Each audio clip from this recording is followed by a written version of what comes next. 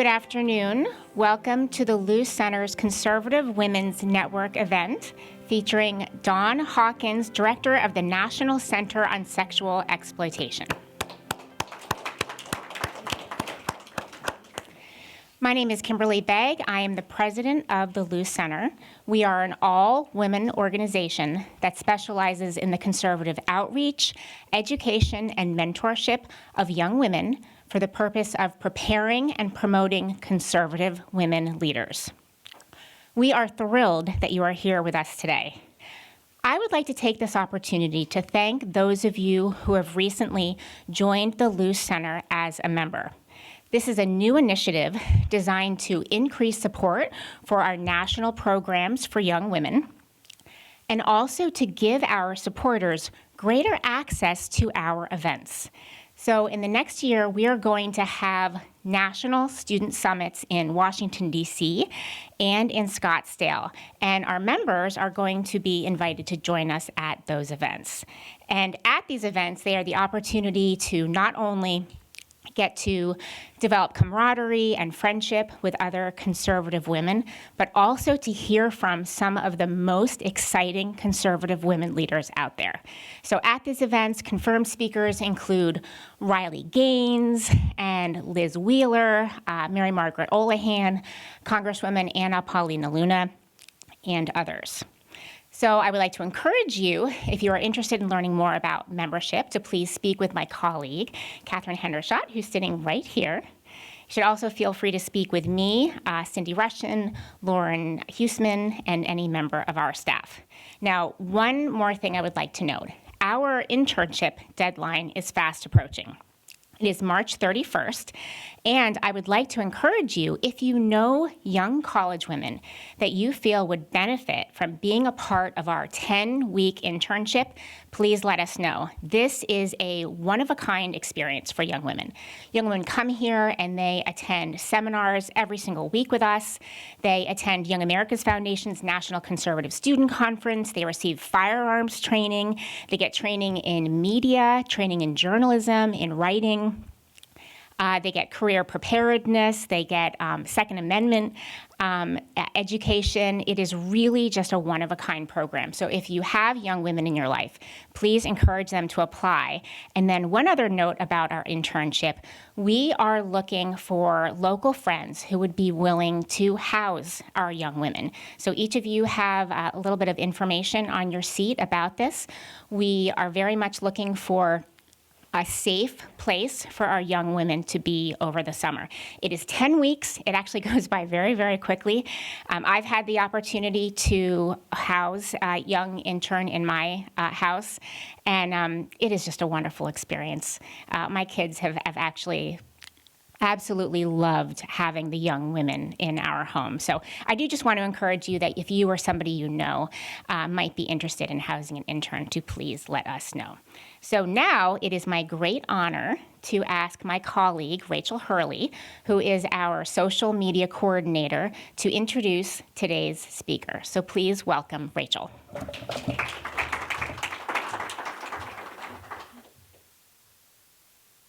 It is my pleasure to introduce an inspiring leader and changemaker, Dawn Hawkins. Dawn is an acclaimed writer, speaker, and a passionate advocate for justice, dignity, and the safety of women and children in today's age. Originally from Colorado, she grew up as one of 7 kids and now lives in Virginia with her husband and children. For the past 14 years, Dawn has served as the executive director of the National Center on Sexual Exploitation, where she has played a pivotal role in driving legislative change at both state and federal levels, as well as influencing multimillion-dollar corporate policies. She co-founded the Law Center to legally confront those who profit from sexual exploitation through civil litigation. She is deeply committed to exposing the interconnected forces behind sexual exploitation, including the demand for commercial sex, the mainstream pornography industry, and the emerging digital threats that target women and children. Dawn's leadership has united more than 300 organizations, including women's rights groups, child advocacy organizations, medical professionals, law enforcement, and bipartisan political leaders, to collaborate in raising awareness of these pressing issues. She has been a powerful voice for human rights, appearing on many local and national television programs, including Fox and Friends, CNN, and Good Morning America, as well as speaking in congressional briefings, corporate boardrooms, parliaments, foreign governments, and even at the United Nations. Above all, Dawn is a dynamic leader and a dedicated mother, bringing both fierce determination and deep compassion to her work. It is an honor to welcome her here today. Please join me in giving a warm welcome to Dawn Hawkins.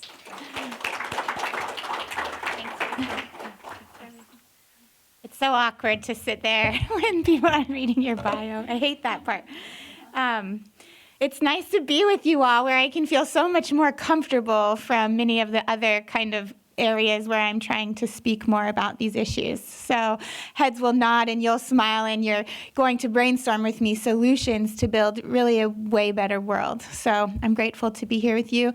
And I hope today can be more of a discussion also. So I'm going to ask you questions and you're going to give me hope. I'm looking for more hope. I think that often when I speak on these issues, it feels so overwhelming. So at the National Center on Sexual Exploitation, one of the unique things about our way of attacking these issues is we work on how they're all connected, how they overlap and fuel one another. Issues like pornography or child sexual abuse, prostitution and sex trafficking, violence against women. For many, many years, these have been worked on in silos, and we've made very little progress when we do that. And so the way I see it is we have to address how they connect, how they overlap, and when you step back and see that big picture, it does feel heavy. And so I want to. You're going to feel heavy. Like there's going to be hard things that we talk about, and you might be triggered. And most of us have experienced some aspect of the things we're going to talk about today, or we know people and we love people who have also. And so that's hard. But also we're going to bring hope in, I hope, in a lot of ways. One thing I want to share with you is that there's a movement for human dignity that's working. We are seeing significant progress, and that's what brings me a lot of light and a lot of hope. I've been doing this work for about 16 years, doing advocacy work for women, in particular around human dignity issues. And one of the first kind of fights that I took on was with Google. And I went and met with Google because if you remember, one of the main ways that people were being exposed, particularly children, were being exposed to pornography was like pop-up ads on Google and like the text ads that would come up and they would link directly to the pornography websites. And I just thought, we have to stop them. Like, what? This is against their policies that they have written, and also this is wrong. And so we went and met with them, and the first meeting that I had, they were like laughing at me, like, no way, we're not going to change that policy.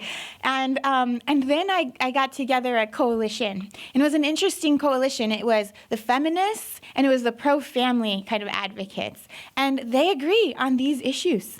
And so they went with me to Google. And we had another meeting. And the next week, Google changed their policy to stop those kinds of ads. And that was a very life-changing moment for me where I realized that you can make a difference and we can change even companies like Google. We can change the world to defend human dignity and to prioritize it.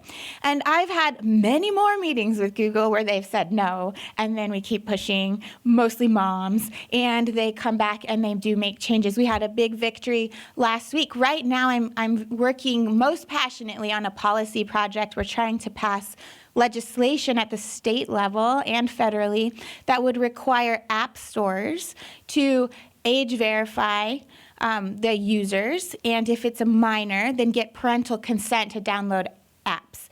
Because right now, our kids, every time they download an app, they're consenting to these extreme, complex terms of service contracts. And where else in the world do we let 9-year-olds or 13-year-olds or even 16-year-olds agree to complex contracts that give access to their computer, to their cameras, to their photos, to their contact list, to their location on their map? But on the apps, we do. And so we're winning. It's going forward in 11 states. It just passed Utah. Next week, we'll have a consensus bill, Senate and House bill probably introduced. But Google came out, and Apple 2 weeks ago and Google a week ago, announcing that they're going to do about 85% of what we want them to do. And they've been following us around with like the most expensive lobbyists in all these states and these small hearings and saying this isn't possible, it's going to infringe on our privacy, it's not technologically feasible, and yet here we are, they're rolling out almost everything that we want. I just share that with you to show that we can win. And we don't even need to have the resources that they have. Like, they're spending millions and millions to try to stop us. The sex trade itself is constantly just spouting out lies and getting, so much opposition against us. But we win when we get to sit down with legislators and share with them the truth. When they hear from survivors especially, we win. And our movement today is so driven by survivors. And that has made all the difference in my years of advocacy, when there's been a shift. And when survivors of any of this stuff come to the table, they don't even have to talk really about the horrors that happen to them. They just bring so much knowledge and expertise and feeling that legislators and corporate boardrooms are listening. So I share that with you because I think one of the ways we can all help is just opening the doors for survivors to be at the table and to give them platforms. And as we do, whole communities are changing. So whether you want to make a difference on these issues in your own family, in your church community, in your broader community, or even up to the federal and international levels, I just urge you to listen to survivors and have them at the table. So there's so much good happening. I'm going to play Two Truths and a Lie. So, number one, I need you guys to identify the lie. Number one, Pornhub has been sued for hosting child sexual abuse material. Number two, most sex trafficking involves foreign nationals trafficked across borders. Number three, Instagram is one of the top platforms where child exploitation is facilitated. Number two, you guys know. I mean, that is a myth that many think that these issues are happening everywhere else and not here in America and not in our families, not in our backyard, but it very much is. And yes, many are trafficked across borders here into the U.S. and out of the U.S., but it's happening in great abundance here. Pornhub is being sued for hosting child sexual abuse material. Our organization, we started a law center a few years ago because I was going to these companies and saying, please change, and they would make incremental changes. And trying to get laws passed, also, it takes a long time, they're behind, and they needed more momentum. So we thought, we're going to hit them where it hurts, and that's the pocketbooks. So we've started filing civil lawsuits against some of the big tech companies and others who are profiting from and facilitating sexual abuse and exploitation. Pornhub, I hate them with passion, everything. We have 2 class action lawsuits against them, but there's about 12 others across the country for hosting CSAM material, or trafficked individuals had their exploitation filmed and uploaded. The problem with these pornography tube websites is pretty much anyone can upload anything. So the content on there is just rife with criminal content, with non-consensually recorded or shared material, with abuse, with rape, with child exploitation. And they've been getting away with it for decades now. And so we're saying enough, and we want people to understand that the pornography industry itself, they're not regulated. They don't have any integrity or ethics. And the more that we can help people understand the connections between kind of the mainstream pornography industry and sex trafficking and child sexual abuse material, the better we will be equipped to solve some of these complex problems. And then Instagram. These social media platforms are where our kids are. Wherever our kids are is where the predators are going to be. And right now, the technology platforms there's no lever that has been created or pulled in order to force them to care about prioritizing children's experiences online, or even to prioritize us as parents, like our ability to protect our kids or to parent our kids online. And so because of that, it's running rampant. And I'll probably share a lot about the social media companies as we keep going. But my goal is to build a world where every person can live in love free from sexual abuse and exploitation. I know it sounds impossible, but I do not believe it's impossible. Just imagine what that world would look like, where all people, no matter, I know there's so many issues that you care about, but I think about LGBT issues or the issues of like abortion and other things that are so important to the conservative movement. If we had a world where sexual abuse and exploitation was non-existent, those other issues would not be as big of problems as they are. I make the case, I like to try to make the case that if we address the pornified culture that we live in and the effects that it's had, it will significantly help solve some of these other cultural problems that we're facing as well. Have you all heard of the parable of the river? I heard this in college, and it super changed my life. And it has kind of guided this organization that I've tried to build here with Nikosi. So it goes like you're walking down a river, by a river, and you see a baby in the river. And it's going to drown if you don't do something about it. So what do? That question is posed. And there's so many ways you can tell this story. But what do? What would you guys do? What would you do? You go help that baby. You rescue it. You pull it out. And then you continue walking, and you see more babies in the river. And so what do you do then? You grab them. Yeah. You get help. You run and go get help. The first time that I heard this story in college was like one of those evening events with free pizza, I heard it and immediately I thought, I'm going to go find out what's pushing them into the river.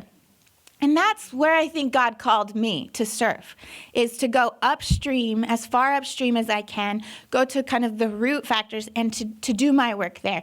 But we need people active at kind of all the areas along the river.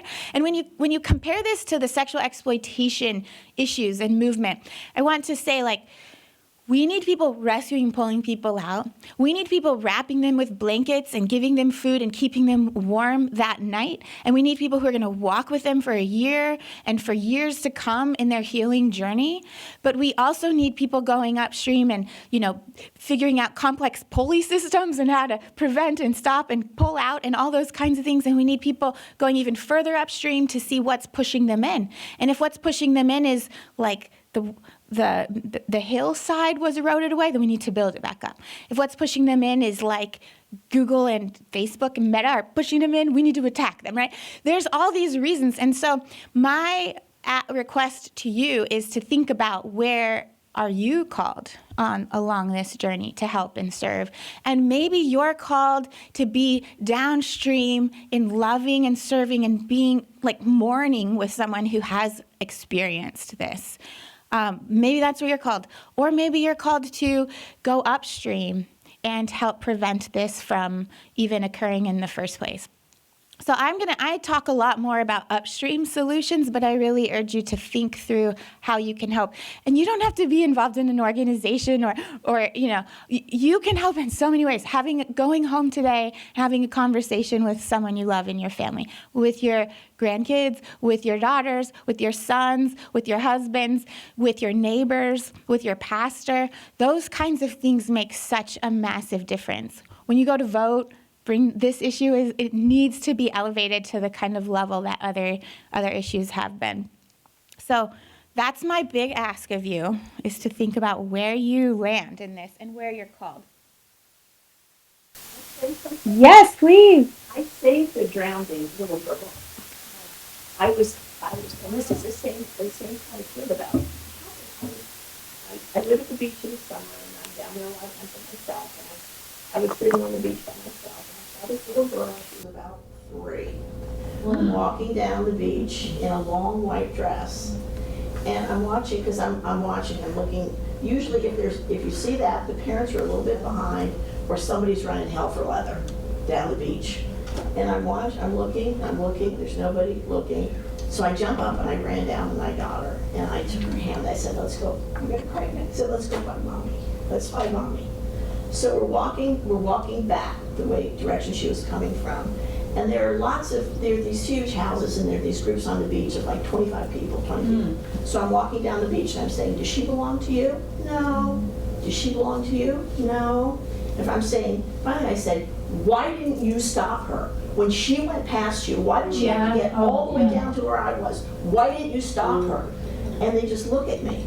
You know, they just look at me and I go past each one of these groups. Is she yours? No. Is she yours?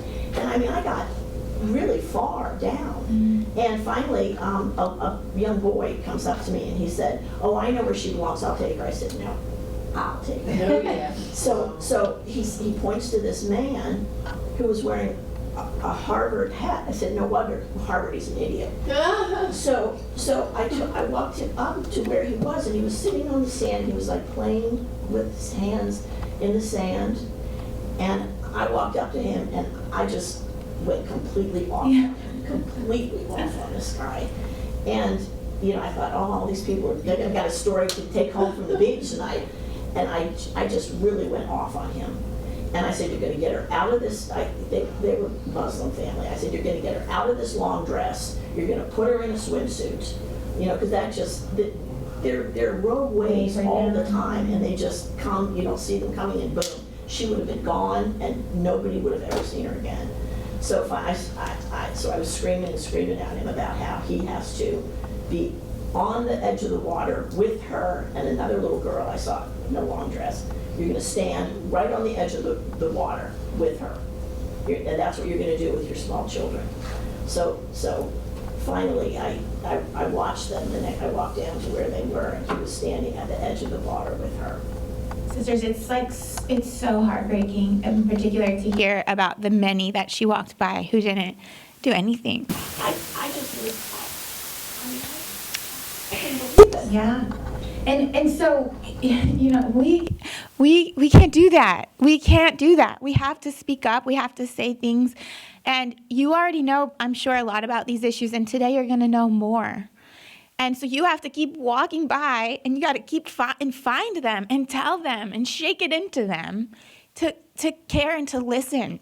I have 5 babies, and I'm realizing, like, I can do everything I can to protect them, but I can't do it all. And unless I have help from women like you, from big corporations also, you know, from legislators also, my babies are likely to face so many of the things that I'm fighting every day to stop. Because I can't do it myself. We have to work together. Imagine a world where the pornography industry's current business model has crumbled with diminished profits, reputation, and access to children. Think about that for just a moment. What would that world look like for you? How would it be different for you if that was our reality?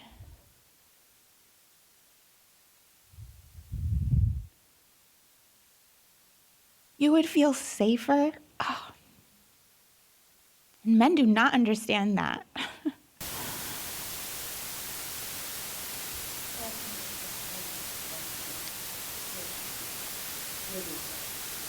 Even if they're not victims of it, getting caught in that addiction is horrible for men as well. So I think both sexes really impacted.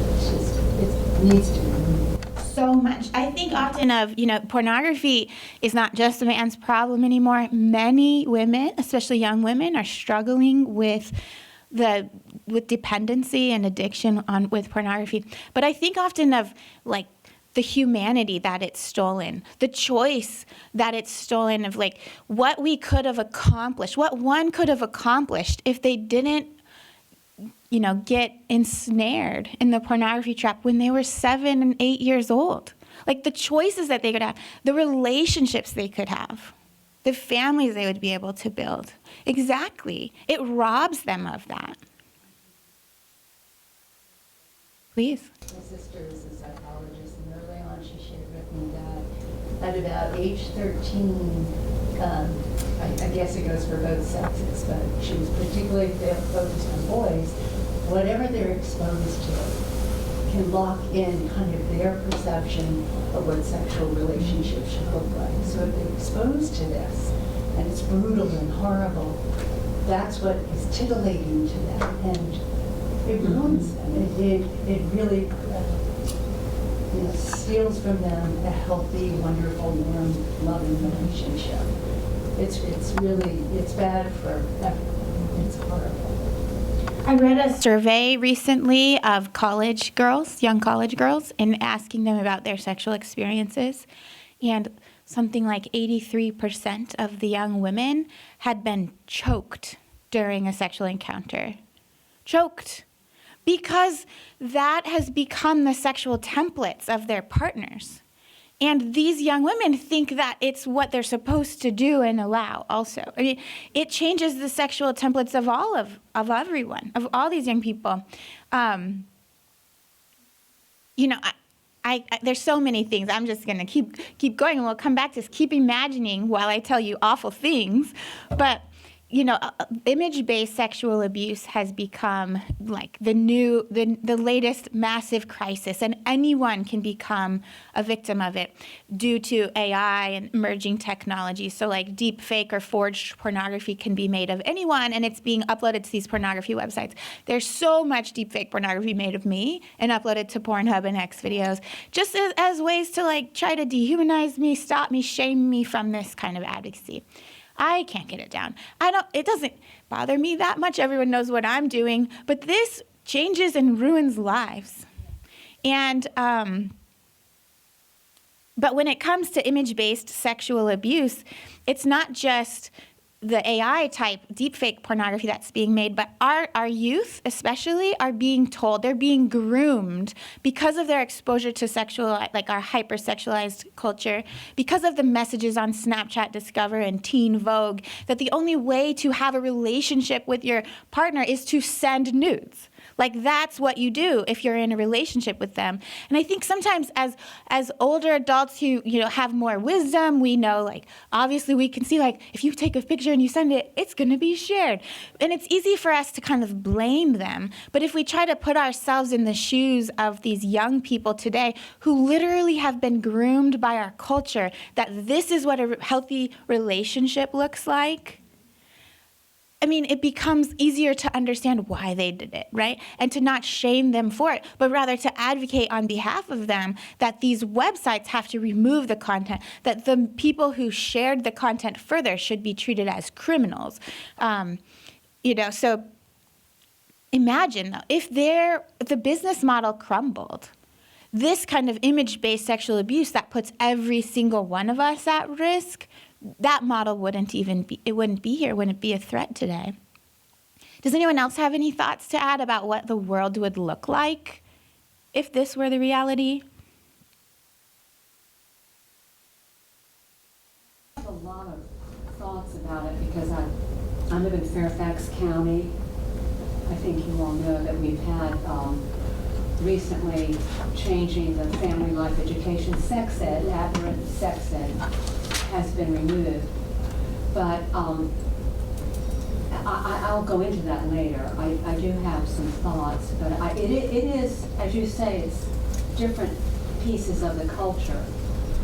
And it's a tangled web. And the people who get caught in the web are the young people and children.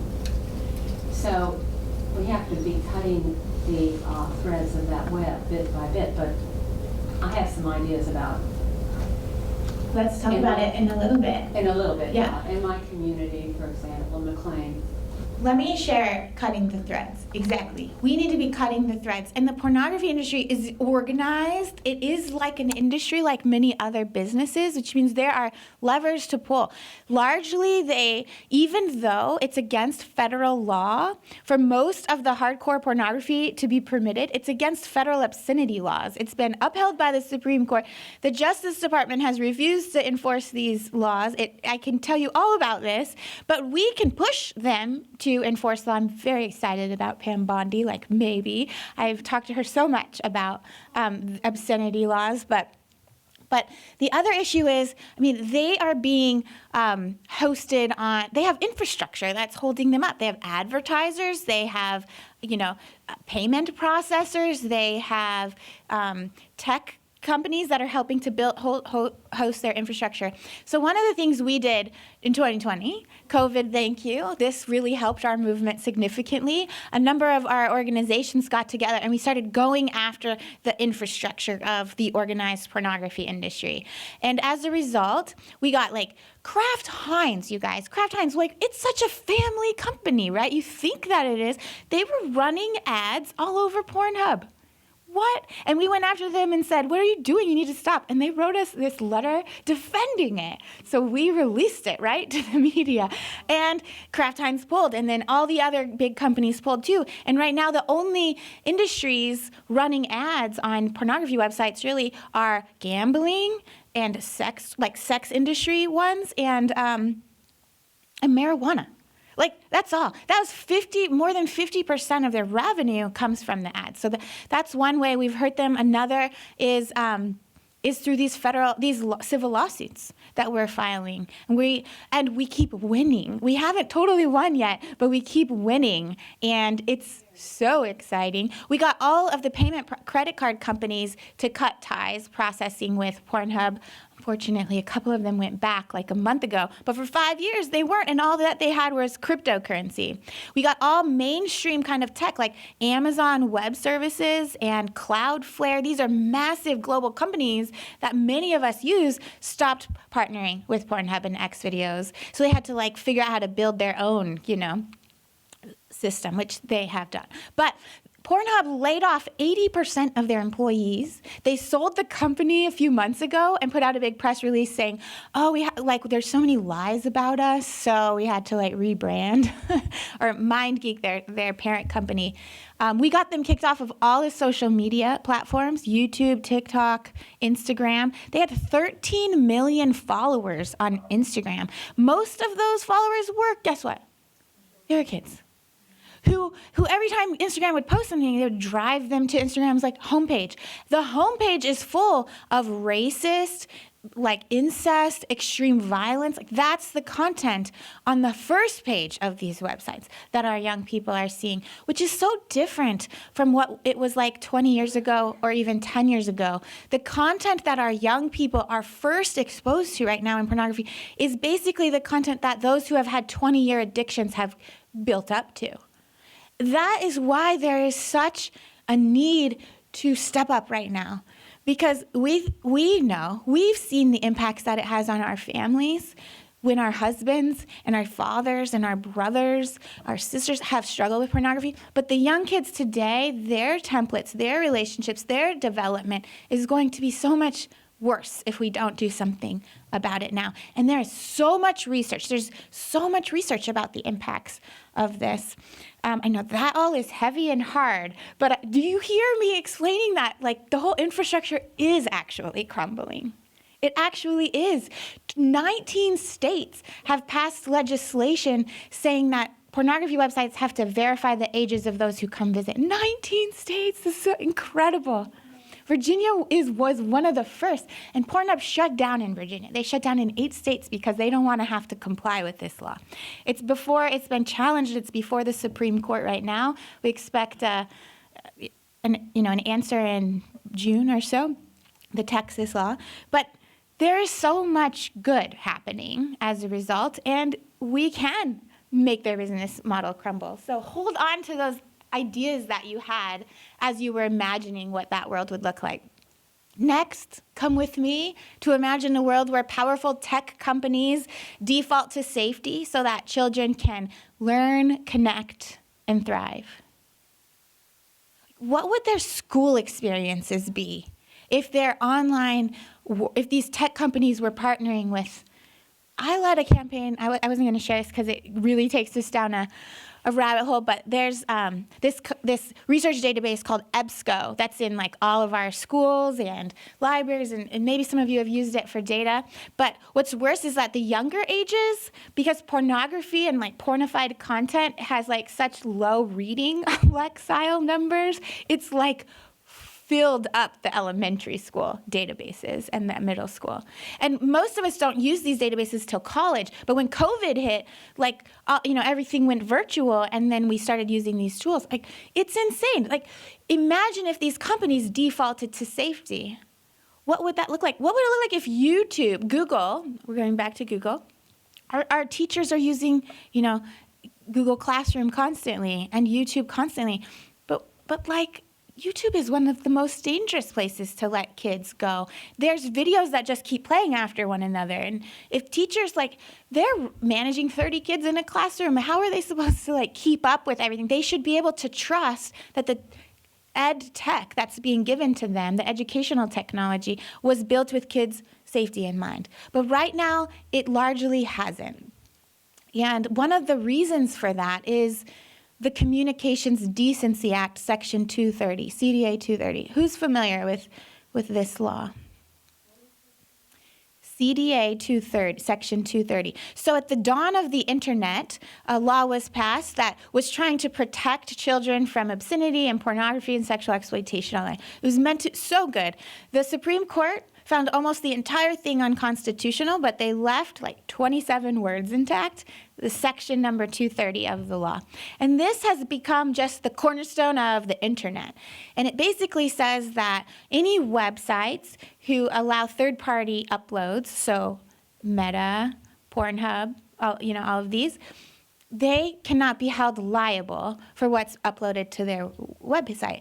And, you can see clearly how that would be good in some cases, like maybe if you upload something that's defamatory or threatening or something, maybe Facebook shouldn't be held accountable for that. But what happened is this was given as an excuse, to help if the whole law in its entirety was meant tech has to be part of the solution for protecting kids online. But then when that was found unconstitutional, tech now just has this blanket immunity to do whatever they want. And there is nothing pretty much that can be done. Case after case after case keeps losing in the courts. And this is a really significant goal to change for many conservatives, for many across both aisles. They all have different reasons. But President Trump has spoken a lot about the need to reform or replace CDA 230, mainly for free speech reasons, because a lot of conservatives are completely, not able to speak their truth at all on these mega platforms. And so there's lots of reasons, but for our reason, sexual exploitation is running rampant. And these tech companies there's no reason or lever that they have to follow to pull it down. And so one of the things that we're working hard on is to reform CDA 230. And it's needed for lots of things. I'm finding very interesting allies in the antiquities movement and the pharmaceutical movement and the free speech kind of side of things too, because this law has just given tech this massive wall where they don't have to follow any laws that any other industry has to follow. But imagine what it would be like. Tell me about the world that you would see if this was the reality. Do you think anxiety and depression and the constant comparison of each other, the self-loathing, the eating disorders, all of that, would that be solved largely, many of it? Think about your own experiences with social media and then think about our kids. And the algorithms that these tech companies, TikTok has been sued by lots of states. And in the Massachusetts case, the Attorney General just released some of the findings a few days ago. Here's what TikTok said. They know that the algorithms that they have are extremely dangerous to our young people. They're leading to eating disorders and bullying and suicidal thoughts and depression and sexual exploitation. And they have all this research internally that says this. And so what they decided to, and they're feeling the pressure, right? TikTok's about to be shut down in the US possibly. So what they did is they created a reset button where young people and any users can go in and reset the algorithm, supposedly, to get out of that loop of the bad content. I am so addicted to TikTok. I love those 15-second videos. 2 hours could go, and I'm like, what did I just do? Like, I don't have even barely the self-restraint to manage it. Think of our young people, right? And so TikTok said, we implemented a reset button. But then what they released is all these internal memos that said, but make it really hard to find it, make the user experience so complicated, make it reset back to the old bad algorithm after just 200 videos, because they want to keep the kids hooked in that, they want to keep them on the platform so they can keep running ads and keep making money, right? That's how these companies are designing, unless we push them and hold them accountable. I asked you to think of something good, and I'm telling you more bad. But here's good. It's been 25 years since Congress tried to pass any laws to regulate online websites. 25 years, mainly because CDA 230 and another law, COPPA, was found unconstitutional. It's like they've been afraid to do something again. But last year, because so many parents came together, parents whose children have been horribly hurt, some of them have died because of their experiences online, came together. They walked the halls of Congress, they testified, they made calls, they've done interviews. And in the Senate, we passed a bill 93-1, the Kids Online Safety Act, that would require kind of basic duty of care and basic privacy restrictions and basic tools to help parents protect their kids. 93-1, like, what else in America can we all agree on? We all agree that we want a world like this. Unfortunately, we ran out of time before it could pass the House. Next week, we're excited because the House Energy and Commerce Committee is having a hearing on protecting kids online. And so the Senate is super well educated, and now it's time to educate the House. So you all can help me. That's one thing. You're close enough to help.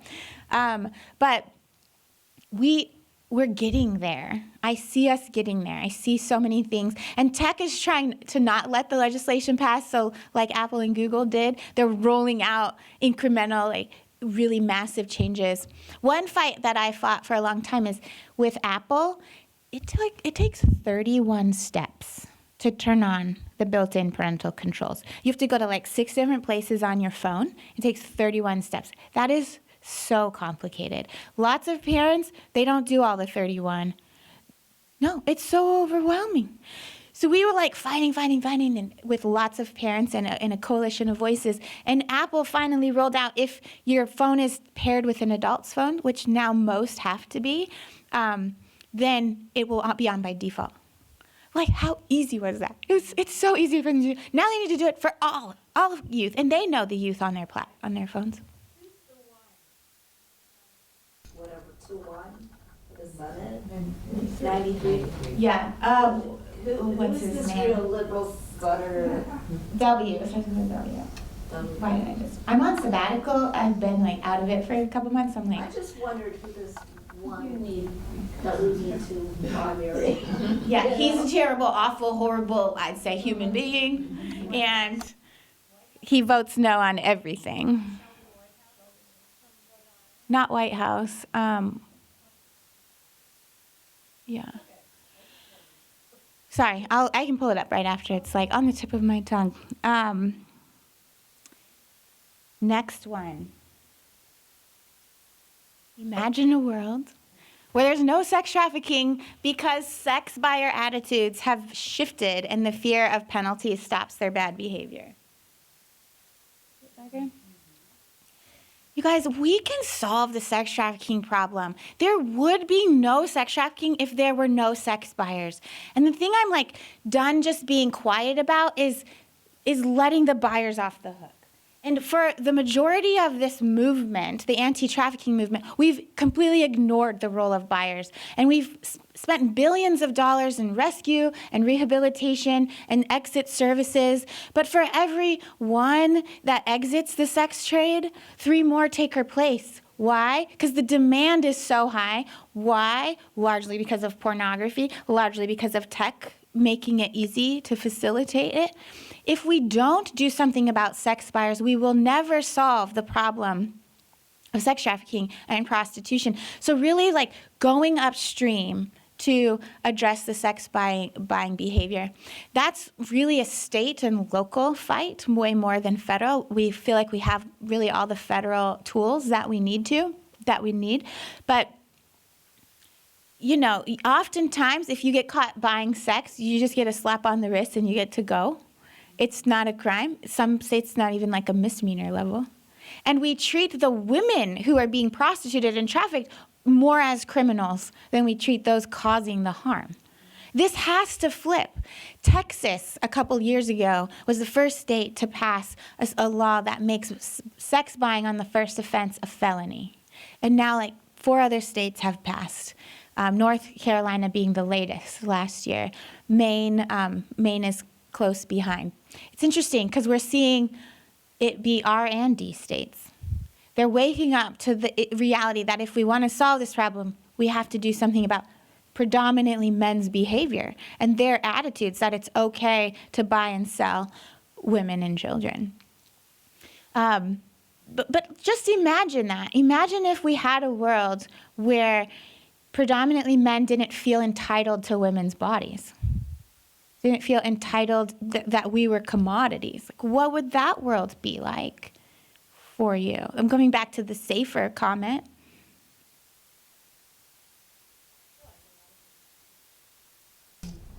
Hollywood glorifying it and making it normal. That's exactly, yeah. Absolutely. So many shows. I don't think young people understand girls and boys have the damaging effects. And I don't, I mean, to me, the first place to start is when they're young and you teach them that everybody deserves dignity, that we're all made in the image of God, you are valuable, you are so worthy, and how relationships should be. And it totally distorts, you know, that, how that should look, a healthy relationship, and right, what people are entitled to, and the consumer mentality in a relationship, rather than what can I contribute to somebody's life, what can I get out of them, what is my list of what I want to see in somebody that will serve me, rather than who do I want to become so I can have the healthiest relationship I can have, and hopefully find somebody. This is what our sex ed should be about. Yeah, exactly. Yeah. So, and it grieves my heart because I have 2 married children. But I have a daughter who is in college, and we've had lots of conversations about this. And, you know, thankfully the youth group she was in, they do take this seriously, and they do educate the boys. And they do have separate sessions with the girls, because I think most of us know that it's not just boys anymore. Girls are definitely on the rise for viewing pornography. And for predation themselves. Yeah, and so, you know, also it's not, when you're looking to date, you know, you can't think that the boy you're potentially going to date has never seen these things before. Virtually nobody's unscathed now. And so it's not, you know, eventually the conversation needs to come up at some point, you know, not do you look at pornography, but maybe when was the last time? And I heard that on the New Life Ministries radio program about a year ago. They said it's not, you know, have you ever looked before, it's when was the last time? And that's the question for your spouse, too. It's when was the last time you saw pornography, and let's talk about it. Like, becomes like less combative, and the reality is that it's become largely the wallpaper of our lives sometimes, especially if you're online, if you're on some of these social media sites. Such good points. To marry someday, they will have to face this on some level of, okay, what is your history? And, you know, they can't ignore it. It's everywhere. It's not like when I was growing up and Playboy was in the gas station and you couldn't see it. Exactly.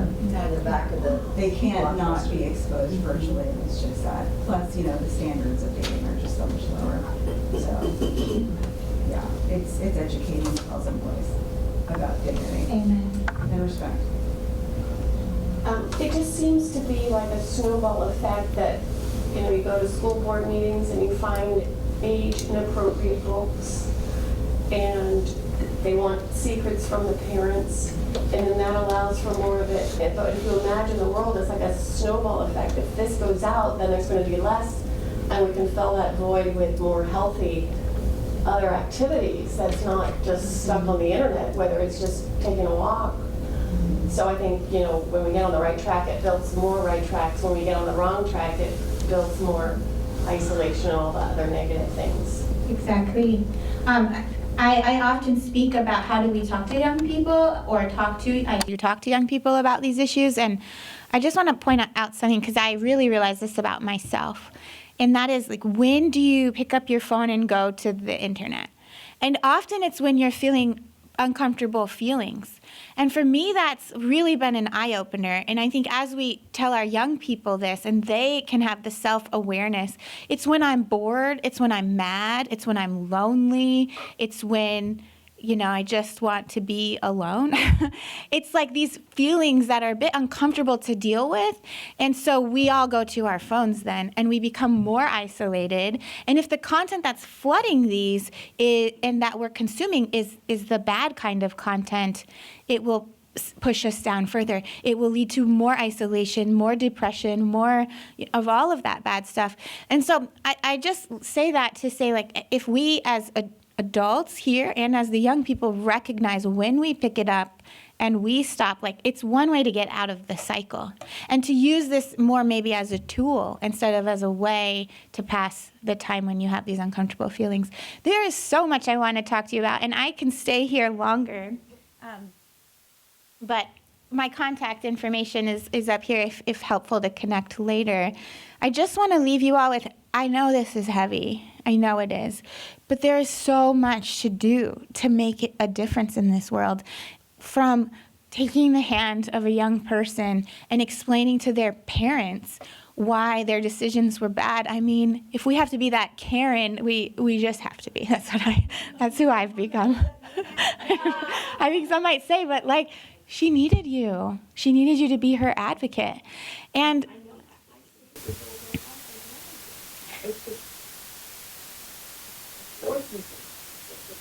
a lady sitting on the beach with the people not you know, and then if it's just listening to the pain that another is going through because their husband's struggling with pornography, or because they're a survivor of sexual abuse, or whatever that might be, or if it's contacting your legislators and signing petitions, you guys, those, like, things that just take literally 30 seconds make a massive difference. And these big companies and legislators, they tell us, when we hear from just like one or two, we think that one represents 1,000. Your voice makes such a difference, and you might think it doesn't, but we're making significant change. So please sit in that part of it, that we can build a world where all people can live in love, free from sexual abuse and exploitation. Thanks for being here. All right, thank you all so much. I'm going to let Kimberly take the mic now. So, wow, Dawn, thank you very much for the really, really important work that you're doing to protect our children, our women, our men, and to help lift everybody up in virtue, and help us have a safer, really just better, freer society. So thank you very, very much. Another round of applause for Dawn. So Dawn, we have a tradition here at the Luce Center. When we have wonderful speakers like you come, we like to gift them our favorite Yeti mug with our favorite quote by Claire Booth Luce. Claire Booth Luce is the woman our organization is named after, and our favorite quote that we like to say all the time is, "Courage is the ladder upon which all of the other virtues mount." You are a very courageous woman. Thank you for everything you do. We hope you will all join us for coffee and lunch, and Dawn can stay a few moments. She actually has one of her daughters here with us, so hopefully she can have lunch with us too. But I'm sure Dawn would be happy to answer any questions you have after the program. Thank you.